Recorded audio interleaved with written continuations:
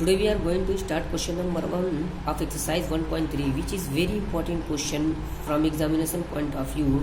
The proof that under root 5 is irrational number.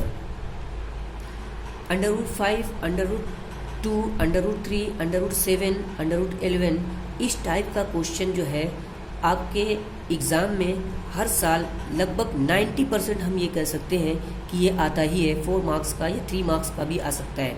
ठीक है, तो इसलिए आप इस क्वेश्चन को बहुत अच्छे से तैयार कर लीजिएगा। ये थ्योरेटिकल है और इसमें आपको बहुत ज़्यादा कैलकुलेशन नहीं करनी है, तो इस वजह से इस क्वेश्चन को बहुत अच्छे से तैयार कर लीजिएगा आप लोग। इसमें नंबर कटने का चांसेस एकदम नहीं रहता है और ये लगभग बताया हूँ मैं कि 90% आपको क्वेश्चन ये दिख जाएगा आपको बोर्ड एग्ज़ाम के पेपर में। ठीक है, तो इस क्वेश्चन को करने से पहले मैं आप लोगों को एक थ्योरम बताता हूँ। थ्योरम है आपकी 1.3 जो कि आपके एनसीईआरटी बुक में पेज नंबर 12 पे मिलेगी। ठीक है, ये थ्योरम है कि let p be a prime number, कोई एक पी प्राइम नंबर है। If p divides a square then p divides a where a is positive integer. ठीक है, ए कोई पॉजिटिव इंटीजर आप लीजिए, जैसे मान लीजिए कि ए इज़ इक्वल टू हमने क्या लिया 4 ले लिया।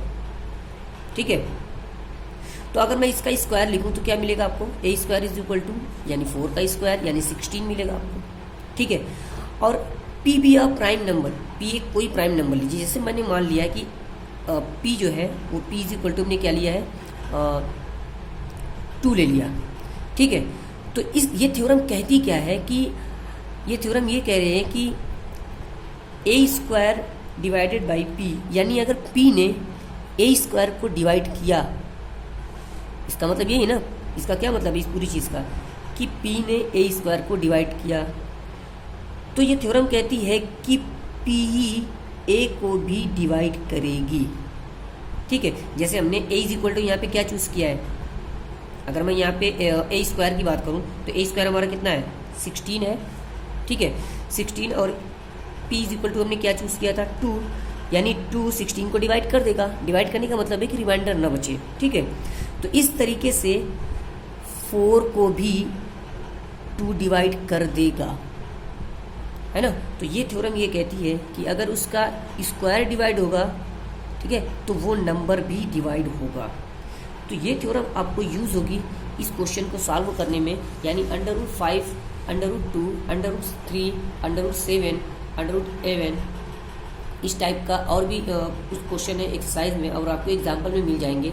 तो एक्सरसाइज के क्वेश्चन और एग्जाम्पल के क्वेश्चन को या एग्जाम्पल के क्वेश्चन आप कर लेना, एकदम सेम है। जहाँ पे आपको हमने यहाँ पे अंडर रूट 5 किया है, अगर यहाँ पे अंडर रूट 3 होता तो आगे जहाँ पे अंडर रूट 5 है वहाँ पे अंडर रूट 3 करना है। अगर अंडर रूट 2 प्रूफ करना होता तो जहाँ पे अंडर रूट 5 है वहाँ पे अंडर रूट 2 रख दीजिएगा आप लोग, और सेम आपको यही प्रोसेस कर दीजिएगा, तो बहुत ईजिली वे में आपको सॉल्यूशन मिल जाएगा। ठीक है, ये क्वेश्चन आपको कंट्राडिक्शन से हम करेंगे। कंट्राडिक्शन का मतलब ये होता है कि कुछ क्वेश्चन कुछ हम अपनी तरफ से मान लेंगे, यानी जो चीज़ हमें प्रूफ करना है उसका उल्टा हम मान लेंगे, और कुछ आगे सॉल्व करने की कोशिश करेंगे और देखेंगे कि वहाँ पे कुछ गड़बड़ी आ गई या कंट्राडिक्शन आ गया। ठीक है, तो जैसे ही कंट्राडिक्शन मिलेगा तो हम कह देंगे कि जो हमने ये कंट्राडिक्शन क्यों मिला है, क्योंकि हमने जो चीज़ माना था वो गलत माना था, इसलिए जो चीज़ हमने माना है वो नहीं होगा, यानी जो चीज़ आपके यहाँ है वो हो जाएगी। तो अब आप क्वेश्चन में देखोगे तो आप बहुत अच्छे से समझ जाओगे। ठीक है, तो इस क्वेश्चन में ये प्रूफ करना था कि proof that under root 5 is irrational. ठीक है, इसमें ये दिखाना है कि अंडर रूट 5 जो है वो इरेशनल होता है, ये हमें प्रूफ करना है। तो हम इसको सपोज कर लेते हैं कि suppose under root 5 is rational. Proof तो करना है इरेशनल, लेकिन हम लोग मान क्या लेंगे कि रेशनल है ये। ठीक है, अच्छा कोई भी रेशनल नंबर होगा अगर तो उसे पी बाई क्यू के फॉर्म में लिख सकते हैं। हाँ, तो under root 5 is equal to p by q, क्योंकि हमने इसको पहले ही मान लिया है क्या कि ये रेशनल नंबर हमने मान लिया है, तो p by q where p and q को हमने क्या माना है को प्राइम। को प्राइम्स मीन्स होता है जो इसकी पहले वीडियो में हमने बताया था, प्राइम नंबर, कंपोजिट नंबर और को प्राइम का हमने एक वीडियो बनाया है, वो वीडियो आप ज़रूर देख लीजिएगा पहले, उसके बाद ही ये क्वेश्चन करने की कोशिश कीजिएगा। पी एंड क्यू है no common factor other than 1, यानी को प्राइम की जो हमने बताया था कि को प्राइम की डिफरेंशिएशन क्या होता है, पी एंड क्यू यानी 2 नंबर है, उन दोनों में कोई कॉमन फैक्टर नहीं होना चाहिए, केवल और केवल 1 ही उसका कॉमन फैक्टर मिलना चाहिए। ठीक है, यानी पी और क्यू को कोई नंबर डिवाइड नहीं कर सकता है सिवाय 1 के। ठीक है। तो ये आपका प्राइम नंबर था, तो उस प्राइम नंबर को हमने लिख लिया, इक्वेशन नंबर फर्स्ट बना लिया। ठीक है, तो इस इक्वेशन को हमने स्क्वायरिंग बोथ साइड किया, तो रूट 5 का स्क्वायर करेंगे तो 5 मिलेगा, और पी स्क्वायर क्यू स्क्वायर, यहाँ से मैंने क्यू स्क्वायर की वैल्यू निकालने की कोशिश की है, तो q square is equal to p square by 5। इसको इक्वेशन नंबर मैं 2 मान लिया हूँ। ठीक है, तो यहाँ से इस बात से क्या हमको मिल रहा है कि 5 जो है वो पी स्क्वायर को डिवाइड कर रहा है। अगर 5 पी स्क्वायर को डिवाइड करता है तो आप खुद बताओ कि अभी हमने जो थ्योरम बताई थी 1.3 से, क्या पी को 5 डिवाइड नहीं करेगा, यानी 5 divides p square, then 5 divides p also from theorem 1.3।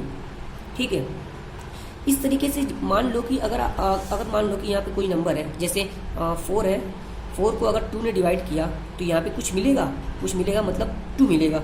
ठीक है, तो यहाँ पे ये आपके लेटर है, ठीक है ना, 5 पी को डिवाइड करेगा तो लेटर है, तो क्या नंबर, आपको नंबर तो नहीं मिलेगा, लेकिन उस नंबर को लेटर में ही हमने मान लिया है कि वो नंबर सी है, कुछ भी मान सकते हो, STUV कुछ भी मान सकते हो हमने यहाँ पे, यानी जो इंटीजर मिलेगा या जो माइनस में या प्लस में जो भी नंबर मिलेगा वो यहाँ पे उसको हमने सी मान लिया है, where c is any integer, यानी कोई भी ये इंटीजर आएगा।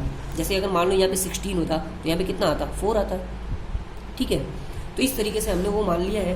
तो यहाँ से हमने p की वैल्यू निकाली है, p की वैल्यू निकाल के हम इक्वेशन नंबर 2 में पुट कर दिए हैं, putting the value of p in equation number 2। यहाँ से इक्वेशन नंबर 2 को सॉल्व करने की कोशिश कर रहे हैं, तो आपको क्या मिल रहा है कि q square is equal to, इसका p की वैल्यू, p का स्क्वायर है तो 25, c का स्क्वायर मिलेगा, 5 1 से 5, 5 5 से 25, यानी आपको 5c स्क्वायर मिलेगा।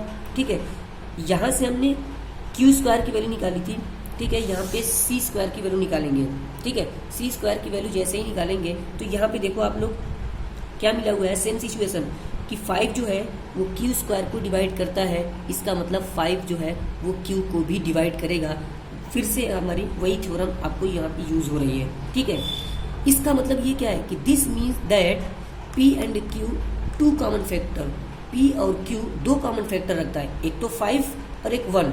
यहाँ पे दिया गया था ना कि p और q 1 कॉमन फैक्टर है, एक और कॉमन फैक्टर आ गया। उसका कॉमन फैक्टर मतलब होता है कि जो नंबर उसको डिवाइड कर दे, यानी अब 5 भी आ गया है। This means that p and q 2 common factor, this is contradiction. p और q, तो p और q हमने ऐसा माना था कि इसका केवल और केवल एक ही फैक्टर था, यहाँ से तो 2 फैक्टर मिल गए, यानी ये बात गलत हो गई। द फैक्ट दैट, यानी होना क्या चाहिए था कि the fact that p and q है no common factor other than 1 के अलावा कोई फैक्टर आना ही नहीं चाहिए था। p और q 1 के अलावा किसी और नंबर से कटना ही नहीं चाहिए था, डिवाइड ही नहीं होना चाहिए था, यहाँ से तो डिवाइड हो रहा है, तो ये कंट्राडिक्शन हो गया। This contradiction arisen because our supposition is wrong, यानी ये कंट्राडिक्शन क्यों अराइज हुआ है, क्योंकि हमने जो चीज़ मानी थी, यानी √5 को रैशनल नंबर माना था, तो ये हमने गलत माना था। इसका मतलब ये रैशनल नंबर नहीं होगा, बल्कि ये क्या होगा, इर्रेशनल नंबर होगा। We conclude that √5 is irrational number. ठीक है, इस तरीके से ये क्वेश्चन आपको कंप्लीट होता है। आपके एक्सरसाइज में या एग्जाम्पल में भी और क्वेश्चन है, √3, √2, √5, √7, √11 पे भी क्वेश्चन आ सकता है। आपको कुछ करना नहीं होगा, जहाँ पे आपका 5 है, अगर √3 के बारे में प्रूफ करना है तो यहाँ पे 5 है, वहाँ पे 3 कर दीजिएगा। जहाँ पे 2 वाला है, जहाँ पे 5 है, अगर 2 वाला करना है तो वहाँ पे 2 कर दीजिएगा। और आपको इसलिए में यही चीज़ आपको एकदम अच्छे से आपको इसको मतलब ये समझो कि थ्योरेटिकल पार्ट इसको रट ही लो। ठीक है, वैसे तो हमने समझा दिया है अच्छे तरीके से, अगर फिर भी ना समझ में आए तो आप इसको रट ही लो भाई, क्योंकि ये क्वेश्चन आने वाला ही है और हर साल आता है। आप क्लास 10th के बोर्ड एग्जाम के पिछले साल के कुछ क्वेश्चन पेपर देखें तो आप ज़रूर देखोगे कि ये क्वेश्चन आता ही है। ठीक है, थैंक यू।